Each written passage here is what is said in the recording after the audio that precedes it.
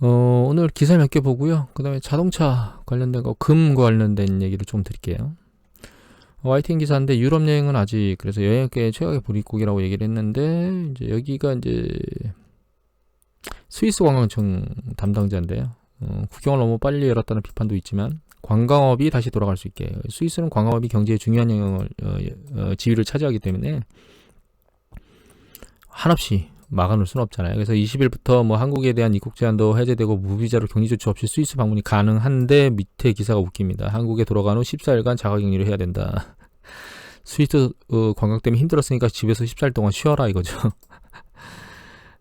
저는 근데 이것도 있지만 해외에 가서 발병이 되면 이 훨씬 더 위험한 것 같아요. 왜냐면 거기에 들어가는 의료 비용, 그 다음에 이제 육체적인 고통, 국내하고는 다르니까 세 번째 심리적 불안감 이런 것들이 훨씬 더 해외여행을 주저하게 만드는 요인이 아닐까 생각을 하고 해외여행은 결과적으로 내년 여름이 되기 전까지는 햇살을 보기가 어려울 것 같습니다.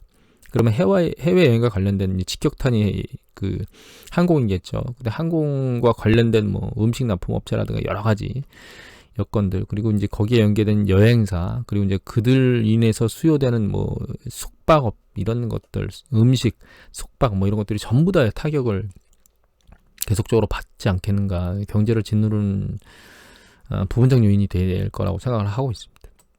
그리고 KBS 보도인데요. LA 봉제공장에서 375명 집단 감염이 됐답니다. 그래서 근데 여기 기사 보시면 마스크는 안 했잖아요, 그죠? 마스크 한 사람도 있고 안 한 사람도 있죠. 이분도 안 하셨네요. 저는 요번에 그 마스크 사태를 보면서 미국인들이 정말 뼛속 깊이 그러니까 개인주의가 들어가 있구나라는 생각을 했습니다, 개인적으로. 마스크가 자기를 보호하는 것도 있지만 타인을 배려하는 것도 있잖아요. 그래서 어제 그 KBS 다른 쪽 보도에 보면 미국의 텍사스인가요, 어디 그 대형 병원 응급 전문의가 인터뷰를 하면서 마스크를 안 쓰는 것에 대해서 그렇게 잘못됐다고 비판을 하더라고요. 그런 사람들도 있지만 그럼에도 여전히 미국은 강제하지 않는 이상 법으로 강제해도 막 난리를 치잖아요. 총으로 막 미국이란 곳은 정말 이해하기가 좀 쉽지 않습니다. 이게 머니투데이 기사인데요. 그리고 또 한 가지 여기서 보면 이게 우리가 집단 감염이라는 게 이게 단순한 말이 아니고요. 그렇게 마스크로 자기 통제를 잘 안 하는데 경제가 소비나 생산은 전부 다 집단화 되거든요. 모여서 생산하거나 모여서 일을 하게 되죠. 그 다음에 모여서 소비를 해요, 사람들이. 그런 것들이 일반 경제 활동이기 때문에 그 마스크에 대한 문제를 완벽하게 해결하지 않으면 미국은 계속 불안정성에 그러니까 이 코로나 전파력에 대한 불안감이 계속 지속될 것 같아요. 머니투데이의 D100일 미국 대선 쪽집게 무디스는 바이든이 승리한다고 얘기했다는데 점점 그쪽으로 가고 있죠.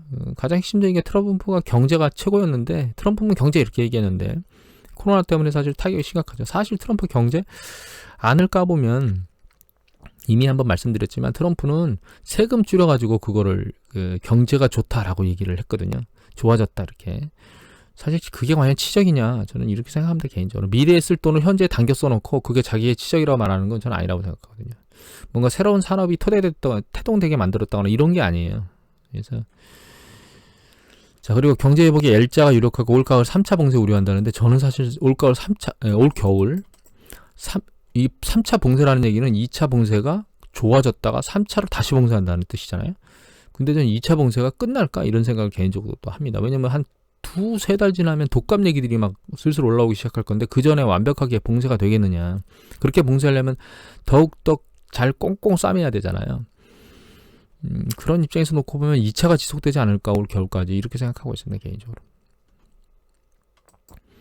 이건 이제 ABI에서 나온 통계인데 차트인데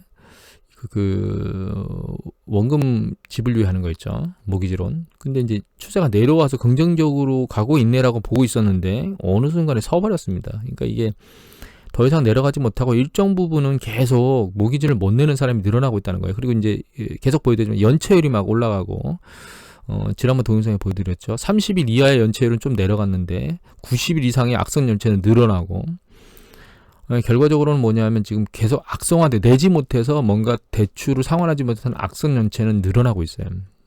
안 좋은 거죠. 그리고 뭐 쫓겨나는데 뭐 정부 관련 모기지는 1200만, 민간까지 포함한 2300만 얘기가 나왔었죠. 그래서 미국 경제가 상당히 안 좋은데, 그런 계속 그 통계를 말씀드리는 이유는 미국 경제가 가계 소비 지출이 70%이기 때문에 그런 어떤 뭐 렌트 비용을 못 낸다거나 이런 것들은 결과적으로 한계에 몰렸다는 뜻이거든요. 가게들이. 그런 가게들이 존재하고 실업률은 뭐 10%도 넘는 수준을 가지고 있고 신규 실업상 건수는 줄든 게 늘어나고 있고, 이런 패턴을 보이면 이 경제가, 그러니까 우리가 경제가 성장한다는 건 더 많은 돈을 지출한다는 거거든요. 근데 그 더 많은 돈을 지출하는 걸 가게가 굉장히 많이 담당하고 있는데 그 가게가 그걸 하기가 어려워진다는 뜻입니다, 사실.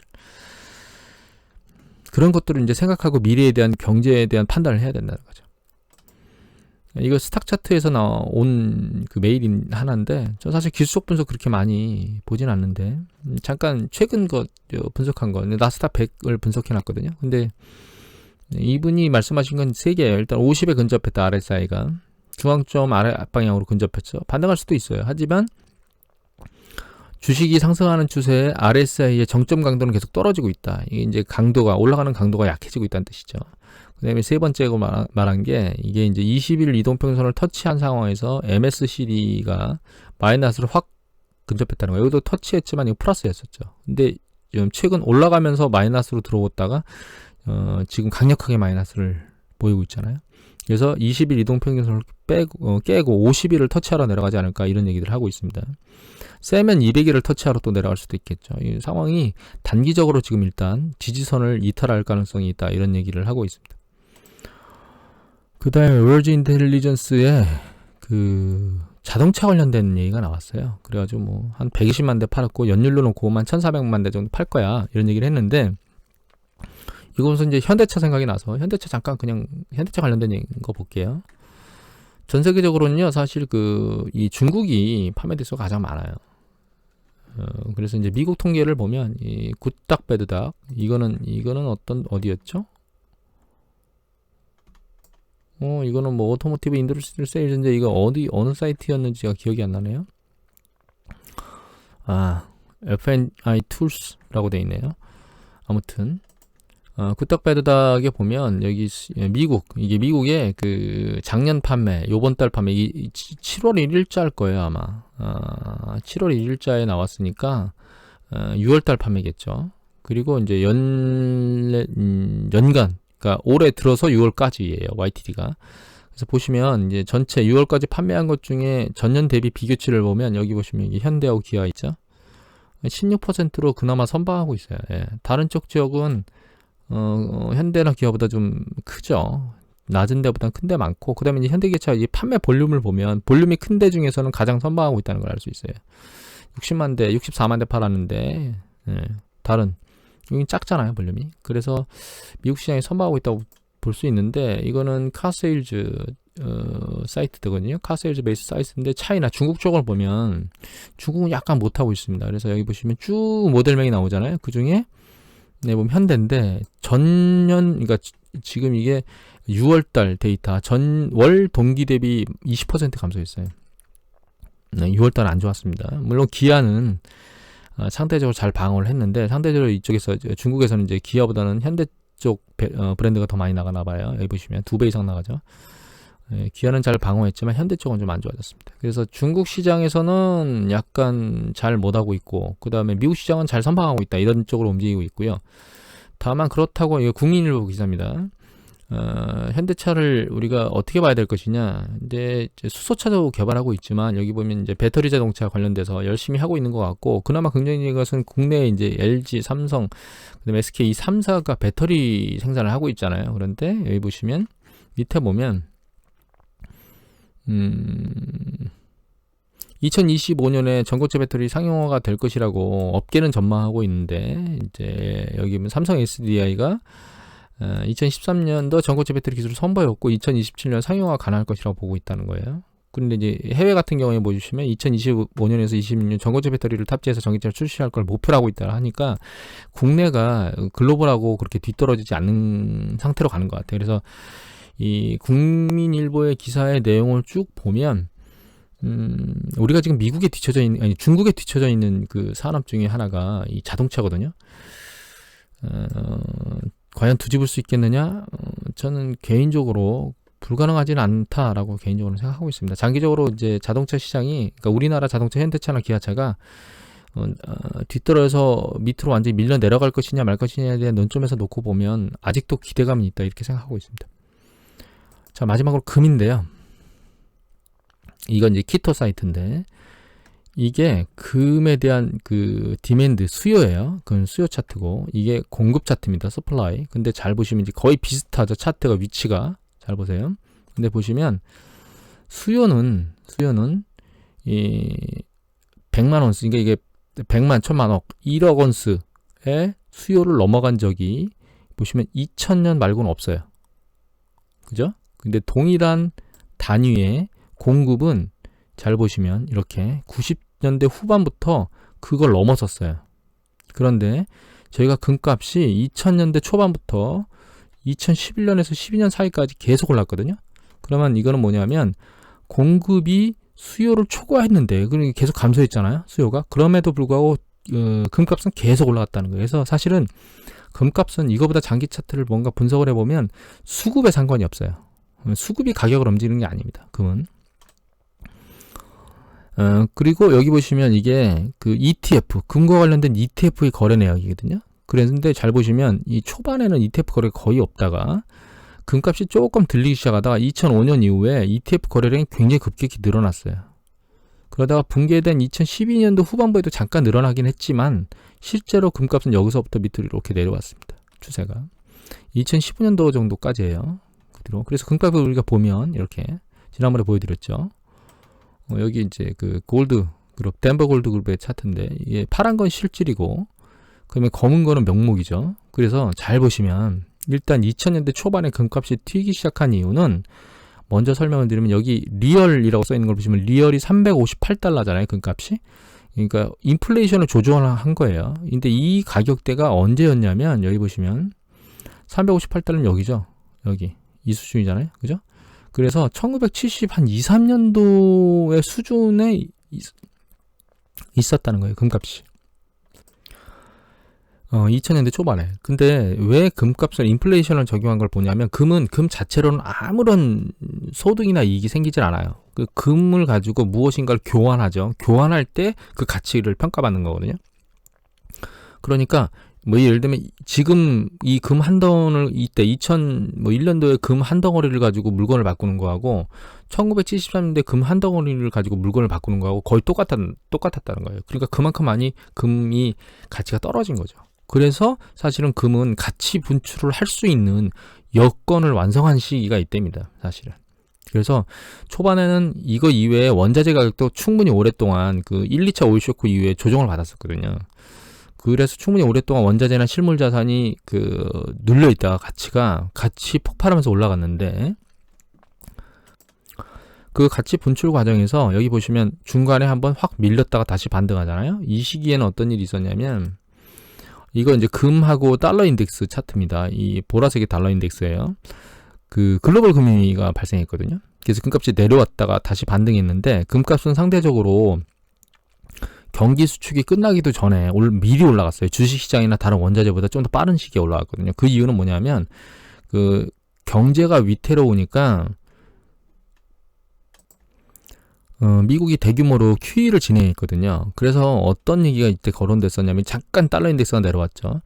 어떤 얘기가 거론됐었냐면 그 미국이 기축통화의 지위를 상실할 것이다. 그래서 뭐 통화전쟁이라는 책도 나오고 그다음에 이제 미국의 달러를 대체할 수 있는 무언 뭐 유로화도 얘기하고 위안화도 얘기하고 이렇게 달러의 지위가 혼란스럽게 위태롭다고 얘기하던 때예요. 사실 지금도 그런 얘기들이 나오고 있죠. 아무튼 그래서 그것 때문에 이제 타격받고 올라가기 시작했는데 중간에 달러 인덱스는 오르락내리락을 반복합니다. 이렇게. 근데 이 금값은 계속 추세를 타고 올라가잖아요. 그래서 실제로 달러 인덱스는 그러니까 금값은 달러 인덱스하고 상관관계를 가지고 있기도 하지만 항상 동일한 상관관계를 가지고 있지는 않아요. 예를 들면 그 달러 인덱스는 여기서부터 여기까지 올라가고 또 그만큼 많이 내려왔잖아요. 그런데 금값은 그렇게 안 움직이고 있죠. 여기도 마찬가지고. 그러다가 2011년도 이때 어떤 일이 있었냐면 남유럽금융위기가 터지면서 5월 달에 터졌습니다. 피그스 사태가 남유럽금융위기가. 그러다가 8월 달에 미국이 그 대출 국가부도의 위기에 몽짝해서 그 상원인가요? 하원에서 그걸 통과를 안 시켜줘가지고 국가부도가 날 수 있다 어쩌고저쩌고 그래서 S&P인가요? 무디스인가요? 하여튼 모르겠는데 기억이 안 나는데 그 미국의 국가 신용등급을 강등시켰습니다. 그러면서 글로벌 주식시장이 다 한번 붕괴됐었어요. 2011년도 8월 달입니다. 그때가. 그때 금값이 같이 정점을 치고 내려왔는데 그 뒤로 금값은 회복이 안 됐어요. 그럼 여기서 왜 금값이 추가로 회복이 안 됐느냐? 금이 이제 안전자산의 위치에 있지 않다는 거예요.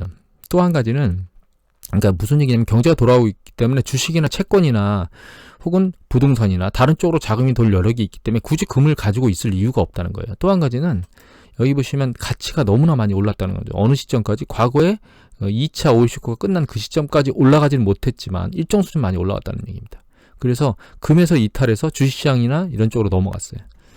그럼 지금은 어떻게 해야 될 것이냐에 대한 논점인 거거든요. 그런데 이제 1차적으로 봐야 될 건 이미 말씀드렸듯이 금의 가격이 여기서 새로운 사이클을 분출할 만큼 굉장히 싼 상태는 아니에요. 그러면 이 상태 때문에 올라간다고 보시면 안 되고 결과적으로는 이쪽 시장에 있었던 미국이 그 그러니까 달러에 대한 그 어떤 그 영향력이 상실돼서 그거 달러 자산이 안전자산이 아니니까 그나마 금으로 가야 되겠다라는 생각으로 이제 밀고 올라가고 있다고 봐야 되는데 논점은 여기서 발생한 현상을 잘 생각해 보면 달러를 계속 대량으로 발생하면서 문제가 야기됐잖아요. 그런데 미국 경제가 붕괴되니까 유럽 경제도 붕괴되고 중국 경제도 붕괴되는 거예요.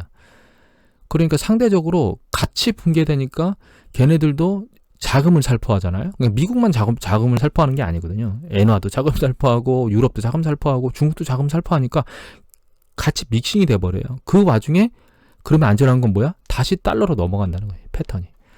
그래서 결과적으로는 달러 인덱스는 또다시 위기가 봉착되면 그러니까 글로벌 시장이 또 출렁이거나 이러면 얘는 달러 인덱스 또 위로 또 올라가게 될 겁니다. 밑으로 곤두박질 치는 게 아니고 그나마 가장 안전하기 때문에. 그래서 단기적으로는 주식시장이 출렁이면 금값이 더 올라갈지는 사실 지켜봐야 될 것 같고 달러 인덱스는 반대 방향으로 위로 튀게 될 겁니다. 아마. 그리고 추세를 계속 타고 금을 베팅하는 것이 과연 맞겠느냐라고 하는 논점에서 생각해보면 전 개인적으로는 금을 팔아야 된다. 금을 언제 팔아야 된다고 생각하냐면 주식시장이 급격하게 밑으로 밀려버리면 그때는 금을 들고 계속 추세를 타고 가려고 판단하는 것보다 금을 팔아서 주식을 싸게 받아놓고 기다리는 게 훨씬 더 이익을 내는 관점, 추세적 이익을 내는 관점에는 더 긍정적이지 않나 이렇게 생각을 하고 있습니다. 오늘은 이게 서로 마치도록 하겠습니다. 감사합니다.